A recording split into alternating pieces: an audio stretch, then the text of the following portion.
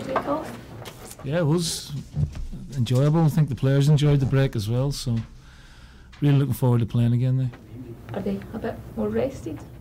Well, I'd imagine so. Look quite fresh this week, and sun's out, so always puts a smile on their faces. So yeah, they should be in good condition. You must be delighted to have 3 nominees in the Player of the Year then. Oh, it makes a nice change, yeah. Yeah, I mean, those 3 would probably be the pick, although I think Scott Brown's had a fantastic season as well. So we're all, really delighted and very, very pleased that, 3 of the boys are in there. Would you pick one out of 3 of them? No, it'd be difficult, I wouldn't want to get accused of favouritism or anything like that, so whoever wins it'll be, a worthy winner. An issue we haven't had the chance to talk to you about because of your break would be Lee Griffiths. What's happening there? Obviously there's been some footage has come out. Well, there's an investigation going on, police investigation obviously, and we're doing our own club internal investigation as well, and they'll run sort of parallel with each other, and we'll take a line from the police on that as well. Is it still available for selection, Neil? Yes. You've obviously said in the past a zero tolerance approach to something like this, so... Something like what? Well, if it's proved to be... Yeah, well that's it, so you can't ask me that question until the investigation's over. In principle, you stick by that principle? Yes. Do we assume that Neil, whatever happens, he's on his last warning in terms of the profile of a Celtic player and where you can be and what you can do? Well, I think there's no question that he has a few issues that we all have in our private life, and he's been open and frank about it with me, and we will do all we can to help him along.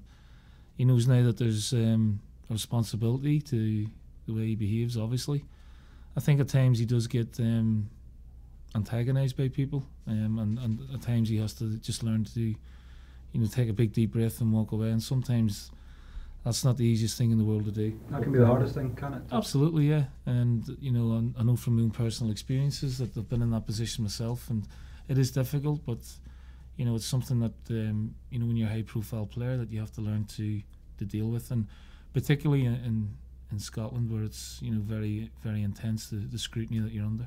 Is it a maturity thing and learning from the experiences that as you go along? You've talked about your previous experiences. Yeah, I mean, I wouldn't say we've all had them, because that would be a sweeping generalisation of all footballers, but a vast majority of players I've played with and worked under have all had issues one way or the other. Problem is that because they're in the public eye, they are public, and the human beings at the end of the day, and they're no different to any other people in the walk of life. How steep a learning curve is it for a player like that to come to a club like Celtic, where everything you do is in the spotlight? Well, if he doesn't know what it was like before, he certainly does now. And you try, obviously, you try to not warn people, but sort of, try and advise them how to approach things. But you're never ready for it until you're actually in that environment. And he's had a few adverse headlines over the few weeks.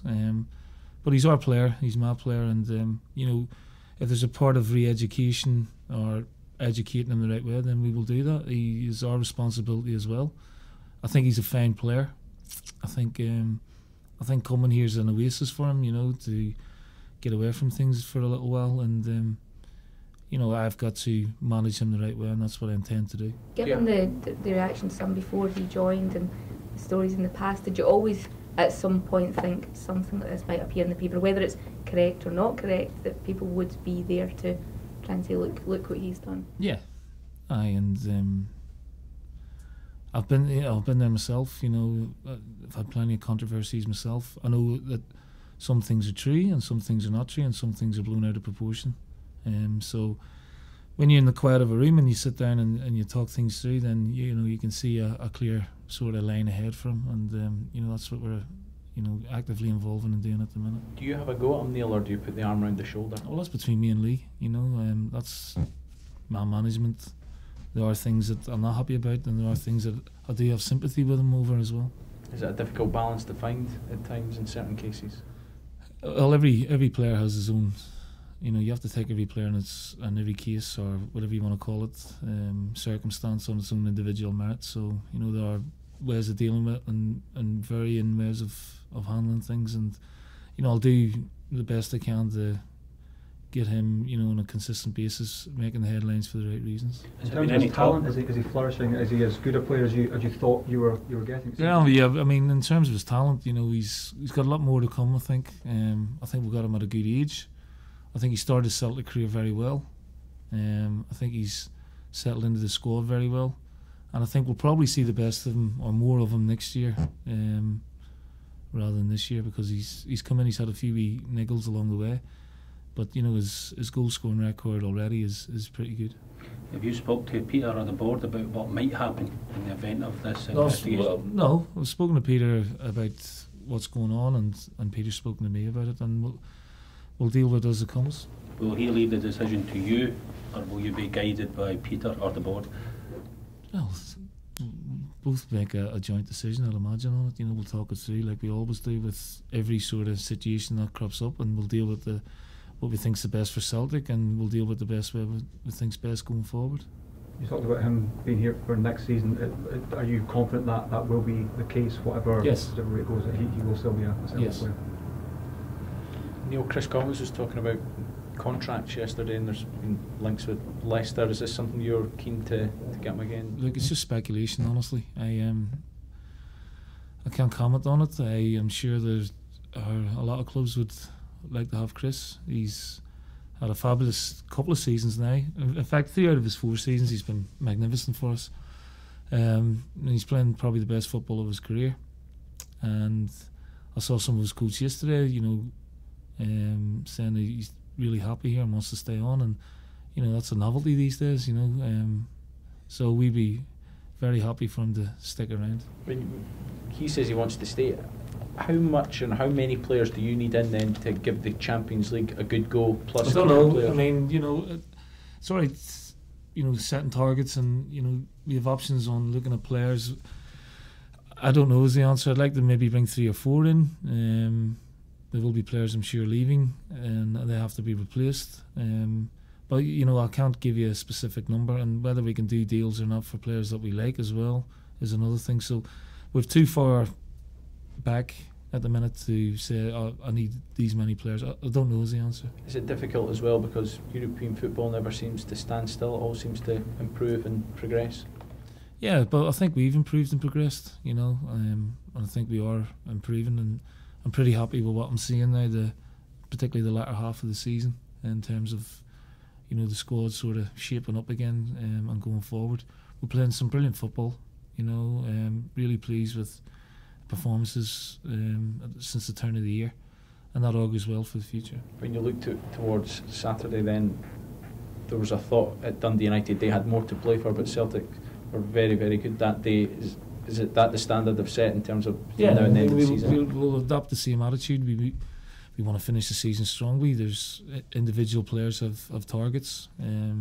We as a team have targets, but they're not the be all and end all. The be all and end all is playing well tomorrow and trying to just keep this run going.